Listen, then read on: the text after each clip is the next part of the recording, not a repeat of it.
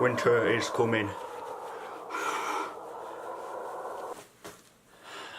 That's all I could think of for the intro, I'm sorry.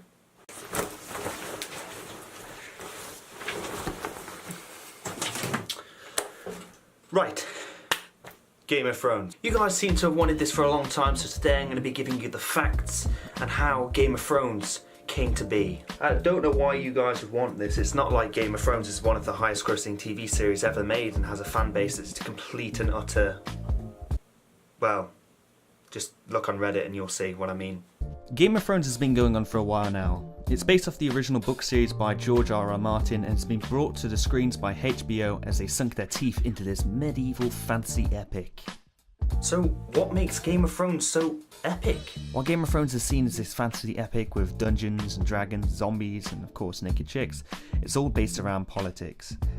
Every time a main character pulls on one plot thread, it yanks a whole lot of others held together by any other of the characters with goals that don't usually align with the ones they're currently following. There isn't always a clear good guy, and of course there isn't always a clear bad guy, which makes every character's motivations and actions different from one another. Each character has their own intentions, from wanting to rule the lands to protecting their families, or just wanting to get their hands on some of that juicy sweet Lannister gold. The wants and needs of the characters are always in the same interest, which makes conflict inevitable, which ultimately makes a show fun to watch and really hard to predict. Game of Thrones viewers enjoy at least up to 8 to 10 episodes per season, and so far in the current hype to season 8 there will be 6 episodes, although Blois said that the new episodes will be supersized. Each episode begins with a title sequence followed by a short introduction into the new episode, which usually leaves off from the previous one.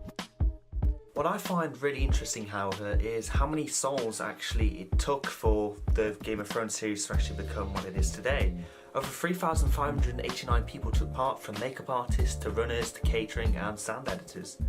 88 directors in total took part in the filming of Game of Thrones. As commented on this page, it states that not all directors can film multiple episodes, so multiple directors are needed at the same time to film more than one episode. 728 actors, from main to background actors, all are important and all play a specific role.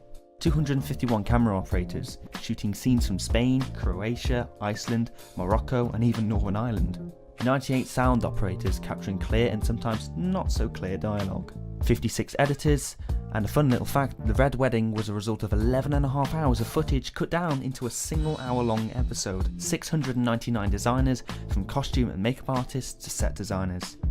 1,154 special and visual effects artists, making CGI dragons and blood squibs. And finally, 518 other members that helped drive the series, from runners to roles that kept the production moving.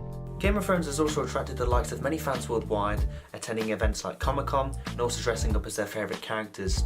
Also, not to mention the countless animation spin-offs that have been made honouring the series. One other thing to note is the countless merchandise that has been actually created from this series. Things like mugs, pop vinyls you can buy in shops like HMV, shirts, wallpapers and even tattoos that people get tattooed on their arm of their favourite characters. They're all available to purchase either from a tattoo artist, for example, or online from shops like Amazon. Game of Thrones is interesting because it portrays women in many different ways. Characters like Sansa Stark, who was shown to be vulnerable at first but in the end turned out to be fierce and determined in the place of her deceased father, Ned Stark. What makes the show particularly brilliant is the fact that it refused to feed into stereotypes. We see characters like Olenna Tyrell who play the game and get what they want most of the time. Marjorie Tyrell is a perfect example of how women have negotiated with and within powerful structures and gained great influence while being seen as docile and feminine. And lastly, I want to talk about how Game of Thrones has paved its way into popular culture. It has definitely left a mark on the fans worldwide. With its 25 million viewers, it has been featured in programs like The Simpsons. With the next episode being released in 2019, it gives fans who've missed out on the series a chance to catch up. One interesting fact to note is that it gained 12.1 million live viewers, which is an incredible feat in today's viewership trends.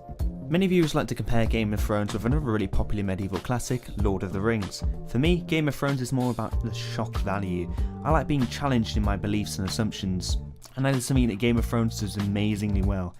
A character like Ned Stark, who I originally thought would be a main character, died early in the season, which made me rethink how I thought the show was formatted.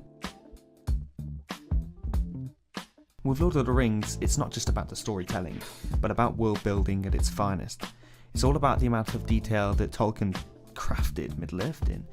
The languages, the maps, the characters, the races. It's like a world that was meant to be but isn't. While Game of Thrones is brilliant, it's mainly focused on one plot, and ultimately a one-time watch. Or perhaps two if you missed any of the plot lines. And that's it. That was 5 minutes of Game of Thrones facts for you all. I hope you enjoyed, and I hope to see you guys in the next episode. I'm going to need my winter coat, I think.